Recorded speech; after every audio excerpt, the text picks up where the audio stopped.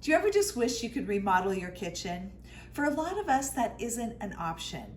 And I'm going to show you the little mini projects that I did to completely refresh my kitchen. Now this is a part 2, so if you missed the first part, I'll link it below. All these little projects added up to a lot of change.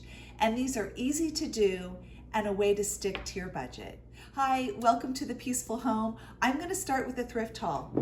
This beautiful crock, it was a little expensive, $9.99, but it doesn't have any markings. I don't think really this was a bad price. These types of crocks are difficult to find. It does not have any chips, it doesn't have any hairline cracks, and it's the perfect color and size that I wanted. Next is this beautiful picture. I love the lines in this, and they actually mirror the ones of the teapot that I recently thrifted. And I love the size of this too. It's just small and cute.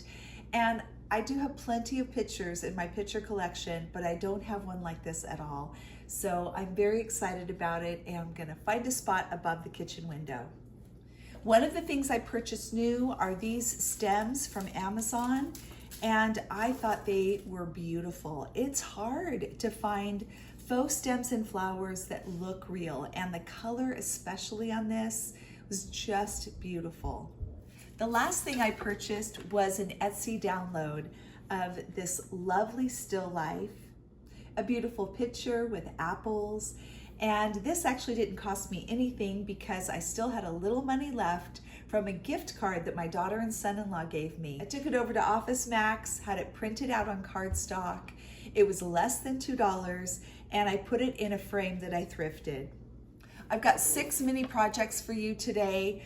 I am going to wait for my favorite near the end. One of these was definitely not a little project. It was a big project, and it took me an entire week to complete. Project number 1, cabinet hardware. The first step in this process is to remove all of the hardware.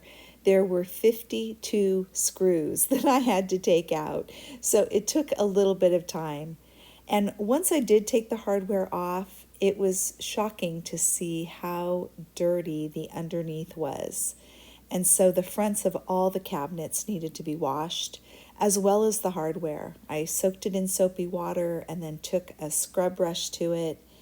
Once everything was dry, I set them up outside on the patio, and I made sure to hit them with the spray paint from all 4 angles. Project number 2, putting a plant in this crock. I have this beautiful peace lily. It just put up its first bloom. I've already cut a round piece out of just a regular grocery bag, and I'm going to place this down inside because I don't want to damage this crock or have any water stains in the bottom. Next, what I often do is I get some sort of spacer. If I were to put this in right now, it's going to sink to the bottom, and it doesn't look terrible, but I know I could lift this up a little bit. I often will use mason jars. If it's a small amount, just maybe a mason jar lid. I'm going to give this a try.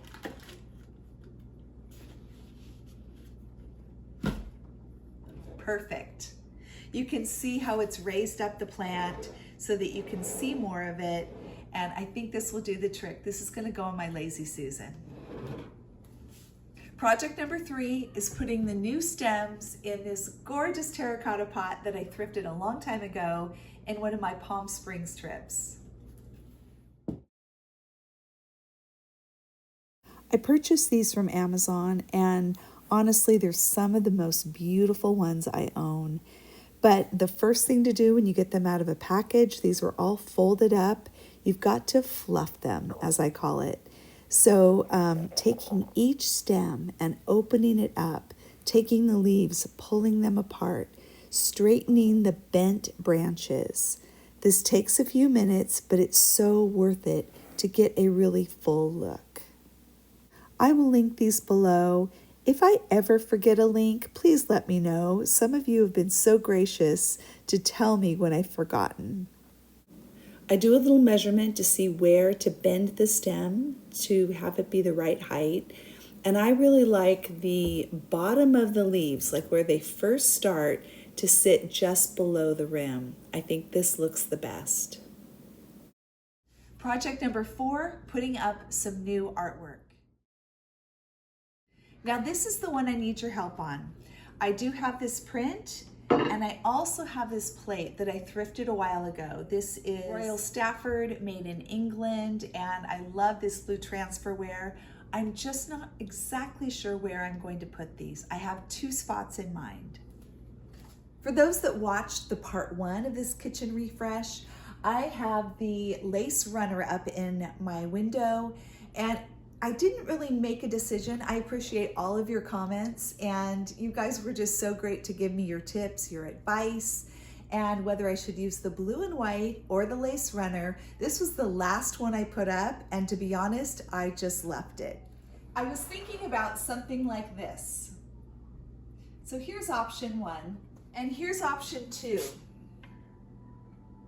Now, to be honest, I'm wondering if this is too cluttery. My daughter's thinking that maybe it's just too much in here. So option 3 is I don't do either one, and I use the artwork elsewhere. So let me know what you think in the comments below. And if you could take a minute to hit the thumbs up on this video if you're enjoying it. And if you haven't subscribed, would you consider that? Just hit the button. It's a vote for my channel. Project number 5, painting my black bar stools to get a faux wood finish. You can see the sheen on this. It is extra shiny here and really not anywhere else. I think they did this because it's going to be the most hit place, and it's been very durable for all these years. I don't need to worry about sanding everything else, but I need to get this sheen off.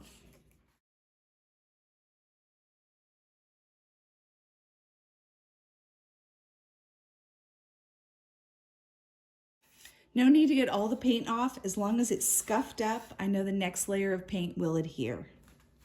After cleaning the bar stools thoroughly, the next thing was to paint the first coat, which I used this Rust-Oleum 2X paint and primer. It's my favorite, in the color Nutmeg.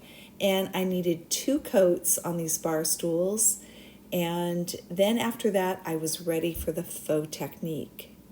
For this second coat, you need a gel stain like this one that I got at Home Depot, or a glaze. And I put this on with one brush, and then I used a dry brush to drag the color across the first layer of paint. And this gives very much a wood grain look, kind of stripes it, if you will. The key was to not use too much gel stain, and to make sure my second brush was dry so that it actually was pulling up a little bit of the stain. I do wish I had done a slightly lighter color. I didn't think that it would be as dark as it was, but it still does look great in my kitchen because it matches the doors. With the spray paint, I only needed about 30 minutes in between coats, but after doing the technique with the gel stain, these had to dry thoroughly before putting on the third and final coat. You'll know the gel stain is dry because it is not at all tacky to the touch, and usually that means leaving it overnight. Then I prepared to do the final coat to seal everything, and I used Rust-Oleum again, this clear satin. This top coat is extremely important to finish your project. Remember, with spray painting, it is better to do 3 light coats than 1 heavy coat. You don't want to have dripping, so you've got to be patient. The sealing coat dries very quickly, so you can actually do these coats almost back to back. And project number 6, washing the chair pads that go on the bar stools. I bought these a while back from IKEA, and two of the things that I love, first of all, they're washable. You can remove the foam insert, wash the covers, and number two, I loved the blue and white floral, and it works perfectly in my kitchen.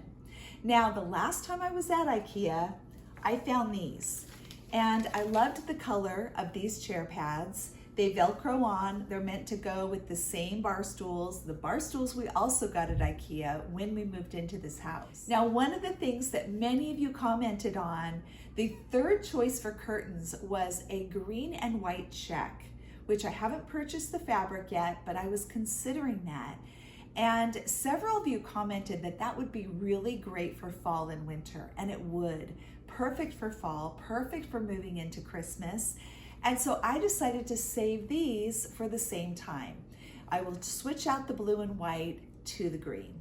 You can see the difference here with one that's been very used and the kids have spilt on it. This one isn't so bad, but I can throw them all in the wash. When I did the part one, I actually didn't show any of the after footage. I honestly completely forgot when I was editing. So let's take a look now and see how the entire kitchen looks with all of these mini projects.